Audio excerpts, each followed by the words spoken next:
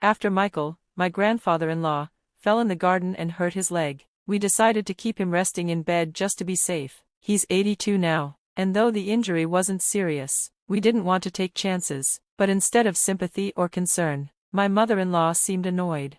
"He's being a nuisance," she muttered one day. "Old people just don't think about the ones who have to look after them." I couldn't help but speak up. "That's not a very nice way to say it," I told her gently. But she just shrugged. "You're used to this kind of thing. You can deal with him." "My name is Emily. I'm 30 years old, and I married into this family 3 years ago. My husband Daniel was actually my boss at the company where we met. It was his grandfather, Michael, who originally started the business. By the time I joined 8 years ago, Michael had already stepped back a little, letting his son Christopher, my father-in-law, take over as president. But even then, Grandpa Michael still made the big decisions. People respected him. 2 years ago, when Michael turned 80, he officially handed over most responsibilities to Christopher. My mother-in-law had smiled and said, "Michael, you've done enough. Let Christopher handle things now." But her smile didn't feel genuine. It felt like she couldn't wait to push him aside. "Michael is a bit stubborn, yes, but he's also kind and fair. I admire him." My father-in-law, Christopher, on the other hand, has always seemed unsure of himself. He never speaks up. He just nods along to whatever his wife says. Compared to Grandpa, he feels weak. I never met my husband's grandmother. She passed away before I entered the family. I started dating Daniel after we worked together for a few years. He led our team with energy and confidence. I was drawn to him, maybe because I'd lost my own father early on. My mom raised me alone. She passed away 2 years ago. And now, I don't have any family left, just my husband and his side. After I married Daniel, my mother's health suddenly worsened. I quit my job to take care of her full-time. Thankfully, no one in Daniel's family opposed me, mostly because of one person, Grandpa Michael. "It's natural," he said. "Take care of the mother who raised you. Don't worry about work or money." His words gave me the freedom to be with my mother during her final year. I'll never forget that kindness. But after Michael stepped down from the company, everything started to change. My in-laws stopped taking him seriously. They'd ignore him or brush off his opinions. I noticed it more and more, especially from my mother-in-law and even Daniel. They treated him like a burden. My father-in-law stayed silent as always, pretending not to see. It made me angry. How could they treat someone who had done so much for them like this? "Don't you think you're being cold to Grandpa?" I asked Patricia, my sister-in-law, one evening. She rolled her eyes. "What's the big deal? He tries to talk to you and you ignore him. You don't help him at all." "I don't have time for old people. You take care of him. You're the one with time." I wanted to argue more, but she shut me down. "Don't nag. I'm tired from work." So no one listened, no one cared, and now, I was the only one who still spoke to Grandpa. He never complained, he never asked for anything, but I could see the sadness in his eyes. One sunny afternoon, I invited him for a short walk. His leg was getting better, and the fresh air might lift his spirits. At the park, we watched children playing with their parents. Grandpa smiled faintly. "Christopher and Daniel were like that too," he said. "I was too busy back then, always working. Maybe I didn't raise them right." He looked away, his voice quiet and regretful. It broke my heart. A few days later, my in-laws had a new idea. "This house is too old," my mother-in-law said. "Instead of fixing it, let's build a new one.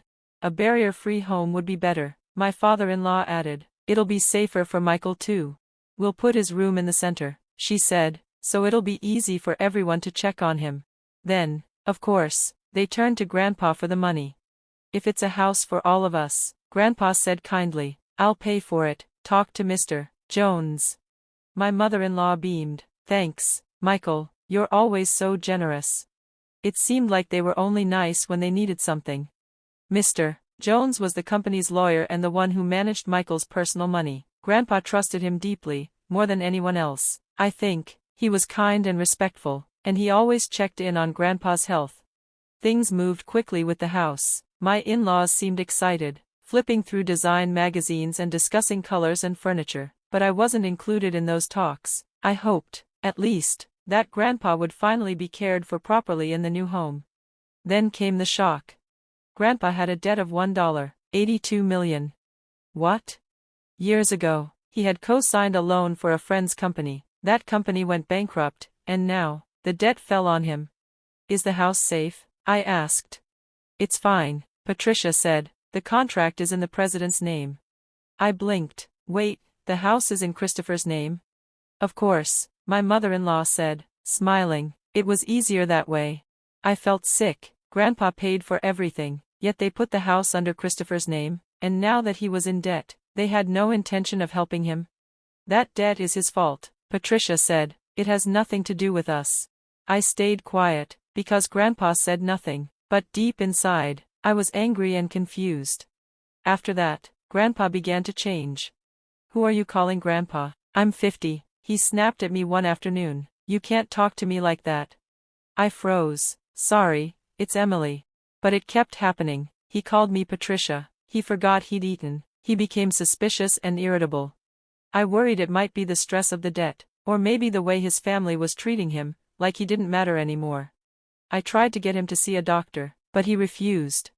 My husband didn't care. That's not my problem, he said. My mother-in-law laughed it off. So I turned to my father-in-law. Please, I think it might be dementia. We should take him to the hospital.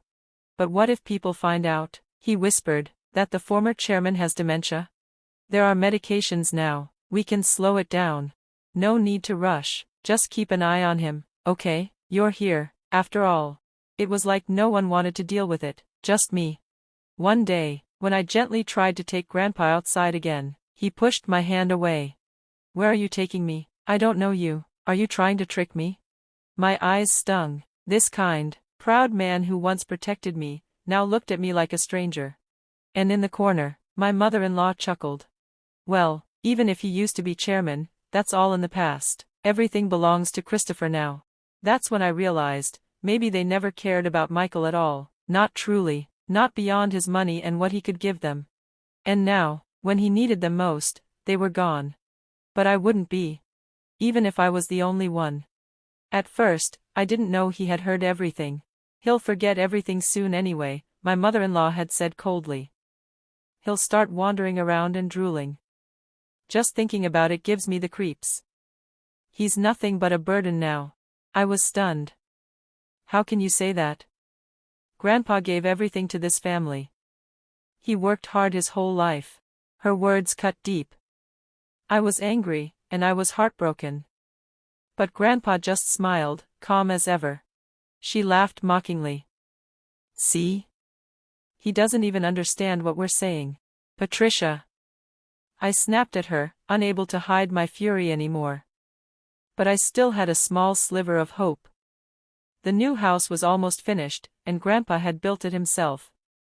Maybe once we moved in, things would be better. Maybe the family would treat him with the kindness he deserved. I wanted to believe that. 2 months later, the new house was ready. For days, I had been packing and organizing everything, well, not my things. I was only allowed to pack for my husband and in-laws. Every time I tried to gather my own belongings or anything of Grandpa's, someone would stop me and give me more chores. It was exhausting, but I told myself it would be okay. We could bring the rest of our things later. On moving day, after most of the furniture and boxes had been taken, I went to get Grandpa so we could join them. But my husband blocked the way.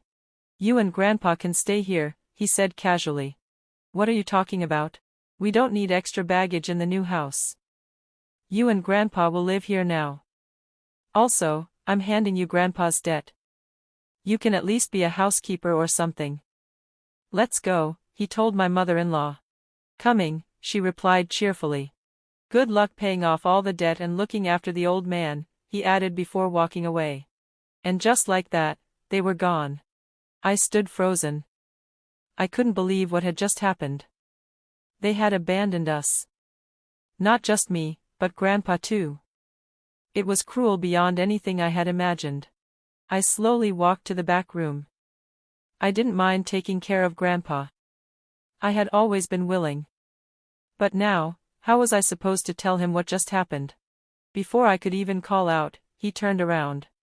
He already knew. They've left, haven't they? He said softly. His face looked different, clearer, sharper, more focused than I had seen in months. For a moment, I wondered if something new had happened to him. Then he smiled. Just then, Mr. Jones, his old assistant, walked in. "Chairman, have you finished sorting out the untrustworthy staff?" he asked. "Yes. Everything's taken care of. Let's go." "Wait," I asked, confused. "Go where?" "To the new house, of course," Grandpa said. Without understanding what was going on, I followed him out of the house. Something had changed, but I didn't know what yet. The following month, my husband and mother-in-law began calling me frantically. Grandpa refused to answer their calls, but I picked up one from my husband, mainly because of the divorce proceedings. "Emily. Is Grandpa with you? I went to the old house, and it's up for sale. You couldn't have sold it, it's worth $1.8 million. You can't pay the debt with that, can you? Is that why you did it?" He was yelling. "What do you mean?" "Put Grandpa on the phone. Dad's been trying to reach him. That senile old man must have done something crazy." I stayed quiet for a moment, then said calmly, "You mean the company stocks?" "What?" "Grandpa sold them to the executive director. Now the executive director owns the most shares, and there was a meeting. Your father was removed as president." My husband exploded. "He tricked that old fool into signing something. This has to be illegal." "You're wrong. Grandpa doesn't have dementia. In fact, he's been sharper than ever lately." There was silence. Until moving day, I had truly believed Grandpa's memory was fading. But now I realized, he had known all along. From the moment they talked about building the new house, he had started pretending. He wanted to see how they would treat him when they thought he was weak and confused. And they showed him exactly who they were. I almost laughed, thinking about how perfectly his plan had worked. To trick your enemies, Grandpa had told me with a grin, you sometimes have to trick your allies first. He had been quietly watching, getting reports from Mr. Jones and the executive director. After he stepped down from the chairman role, he gave the company to his son. But when his son and grandson started using company money for their own luxuries and ignoring their employees, Grandpa knew he couldn't trust them anymore. That's why he handed it all to the executive director instead. My husband was furious. "What about the $1.8 million debt?" "It's taken care of," I told him. Grandpa had been a guarantor for a friend's son, but he had assets that easily covered the debt. I didn't mention that to my husband, though. I didn't want them to go after Grandpa's personal assets too. The friend's son had land that was now being developed into a resort. He would be able to sell it at a high price and repay everything soon. "You've got to be kidding," my husband muttered. I asked gently, "Are you guys doing okay?" "No, we're not okay," he shouted.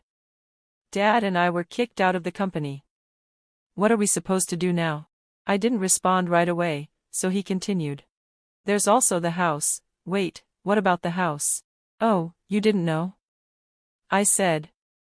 "Grandpa paid for that house. Christopher signed without reading everything. He didn't even realize it had a mortgage." "You're lying." But I wasn't. They lost the house too. With no way to pay the mortgage, they had to move into a run-down old apartment. Now they were trying to contact me, pretending to be kind, asking if we could all live together again. But that was never going to happen. Grandpa retired completely and bought a small, peaceful house in the countryside. "Emily," he said one evening, "you can go wherever you want. You don't need to worry about money." But I looked at him, tears in my eyes. "If it's okay. I want to stay with you. If I'm not a burden, please let me stay." His eyes softened, and he nodded. Of course. With Mr. Jones's help, my divorce was finalized. Grandpa changed his will and removed my father-in-law and husband from the inheritance. He adopted me as his daughter so that I could take care of him properly and carry on his legacy. Now, it's just the two of us. We spend our days peacefully, working in the garden, enjoying the sunshine. "Dad, look at this radish. It's huge," I shout, holding up the vegetable proudly. He laughs, and I laugh too. And as the sunlight pours down, I find myself wishing that this peaceful life could last just a little longer. Even one more day would be enough.